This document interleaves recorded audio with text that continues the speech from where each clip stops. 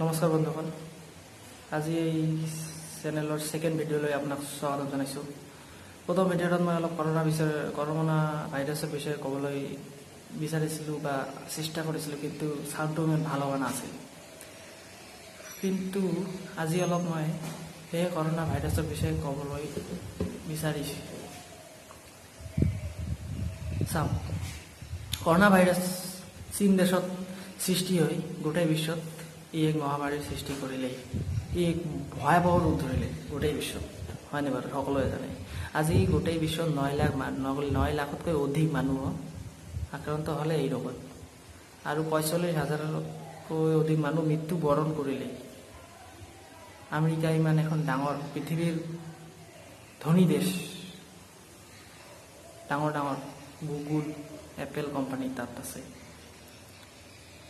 ধনী দেশ, পৃথিৱীৰ গোটেই বিশ্বত ধনী দেশ হিচাপে ক'বলৈ আমেৰিকাক, আৰু আমেৰিকাত এই ৰোগ প্ৰায় 2.5 লাখতকৈ অধিক আক্ৰান্ত হ'ল, আৰু 5,000তকৈ অধিক মৃত্যুবৰণ কৰিলে। ইটালীত বিশ্বৰ ভাল এখন দেশ ইটালী, ই মানে স্বাস্থ্য ব্যৱস্থাত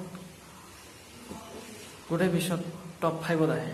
আৰু ইটালীত কেনেকুৱা পৰিস্থিতি, 2 লাখ বা 2.5 লাখ মানুহ এই ৰোগত আক্ৰান্ত তাত হ'ল, আৰু 13,000 মানুহ তাত মৃত্যুবৰণ কৰিলে।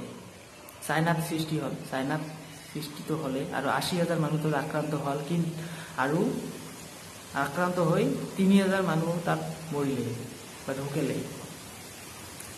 বৰ্তমান ভাৰতত কেনেকুৱা অৱস্থা? ভাৰতত 2,000 মান পাৰ হ'লে সংখ্যা, আৰু অসমত যোৱাকালি আৰু আজিয়ে 20টাতকৈ অধিক আক্ৰান্ত পাই গ'ল।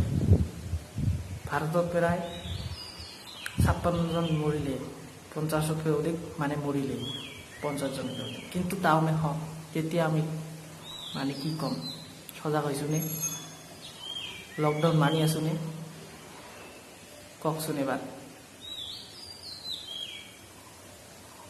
মানে আমাৰ কি, ঘৰত শাক চব্জি নাই, মাছ মাংস নাই, ভাত কেনেকৈ খাম? বজাৰত যাব লাগে, মাছ মাংস আনিব লাগে, দালি আনিব লাগে।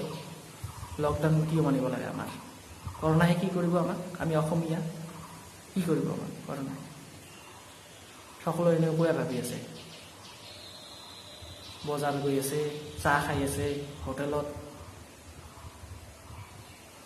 কি ক'ম আৰু। আমাৰ 15 দিন, 21 দিনৰ কথা, আজি প্ৰায় 1 সপ্তাহমান গ'লে। কেনেকৈ গ'ল আমিতো দেখি আছোঁ নিউজত। আজি প্ৰায় 9 দিন মান হ'ল লকডাউনৰ, আজি 9 দিন চলি আছে। কিন্তু তথাপি মানে কি ক'ম আৰু, লকডাউন কেনেকুৱা মানি আছে দেখি আছোঁ। আমাৰ কি হয়, 15 দিন কোনোবা মানুহ যদি আমাৰ ঢুকায়, ঘৰত যদি কোনো মানুহ ঢুকায়, 15 দিন আমি কি খাই যাব লাগে? আলু সিদ্ধ ভাত, নুন ভাত, এইবিলাক খাইতো থাকিব লাগে, নহয় না? নহয়নে বাৰু? তো গতিকে আমি 21 দিন কিয় নোৱাৰিম এনেকৈ থাকি? 21 দিনতো আমি এনেকৈ থাকিব পাৰোঁ নুন ভাত খাই।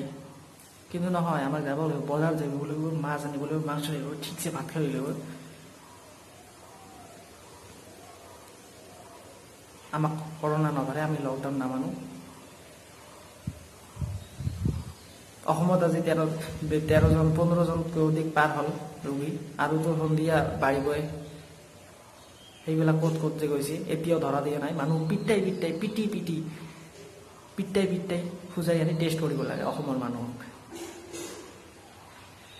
এতিয়াতো অলপ সজাগ হওক, অসমততো পালেহি কৰোণা ভাইৰাছ। অলপ লকডাউন মানক, সেয়াই কামনা কৰিলোঁ। এতিয়া ঘৰত যিয়ে যি পাৰে সিয়ে কৰক, যি আছে তাকে খাওক, বজাৰ নাযাওক, অলপ লকডাউন মানক। ওচৰ চুবুৰীয়াসকলক সজাগ কৰক। ঘৰৰ যদি কোনোবা মানুহ ভালকৈ নুবুজে, বুজাওক। ওচৰ চুবুৰীয়াৰ কিবা বুঢ়া মানুহ থাকিলে যদি নুবুজে, তাক বুজাওক, ভালকৈ বুজাওক। কৰোণা ভাইৰাছ কি তাক কওক, ভালকৈ বুজাওক যে ই কেনেকৈ বিয়পে। সৰু সুৰা কথা অসমীয়া মানুহ ভালকৈ বুজে। চুৱা, তেওঁ চুৱা নানাৰিবি, এই নানাৰিলে হ'ল মানুহ। আজিলৈ ইমানে বন্ধুসকল। যদি ভিডিঅ'টোত কিবা বেয়া কথা কৈ আছোঁ মোক ক্ষমা কৰি দিব। যদি ভাল লাগিছে লাইক কৰিব, চেনেলটো ছাবস্ক্ৰাইব কৰিব। এয়াই মোৰ কামনা থাকিল। লকডাউন ভালকৈ মানক। ধন্যবাদ। Thank U. লকডাউন সফল কৰক।